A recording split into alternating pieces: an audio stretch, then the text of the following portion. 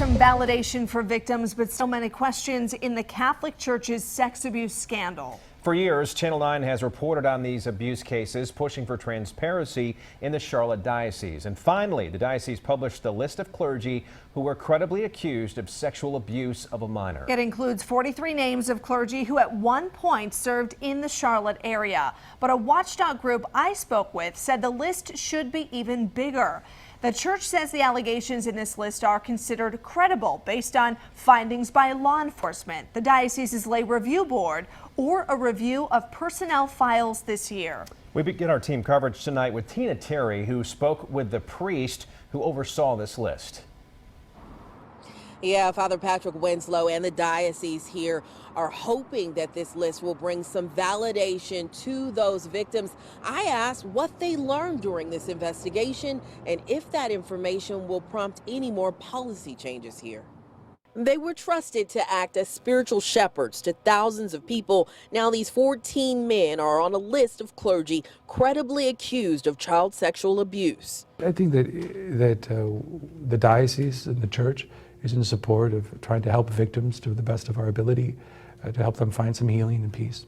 For more than a year, Channel 9 pushed the diocese to release the list. Today, they yielded releasing 43 names of clergy.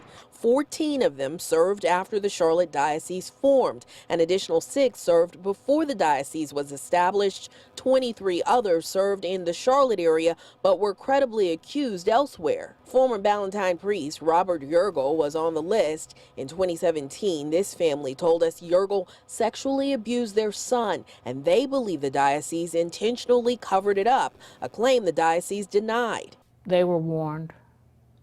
They should have come to us and told us, but they covered it up. They didn't share it. They didn't tell us. I asked Father Patrick Winslow if this latest investigation revealed any patterns of cover-ups by the church. We didn't find any malfeasance, if that's what you're asking about. We found that people at the time were responding to the norms of the day and responding in the way in which they knew how to respond back then. And moving forward, the diocese says that any credibly accused clergy will be added to this list and it will be promptly released to the public. They also announced a new independently run 1-800 number that allows people to report abuse anonymously. Back to you, Allison. And Tina, that's a very important resource for victims to be able to use to come forward. Thank you. Victims advocates, though, aren't satisfied with the list of priests revealed today. The Survivors Network of Those Abused by Priests, or SNAP, wants the Diocese of Charlotte to name all people in ministry or diocese employees with credible allegations against children and adults. That includes Monsignor Mauricio West, the diocese's chancellor, who stepped down this year amid several credible allegations against adults. By declining to include people like deacons, like youth ministers, like music ministers, other church staffers who have had access to children in the same sort of way, and not including them on his list, it doesn't feel like a full accountability at all. SNAP tells me they expect more survivors to come forward in light of this list released today. Now, when victims have come forward, some have hit dead ends trying to hold accused abusers responsible. Earlier this year, we told you about a 52-year-old man who said that Father Richard Farwell abused him at St. Anne's in Charlotte when he was just 14 years old. But when he sued in civil court, the lawsuit was dismissed because of the statute of limitations.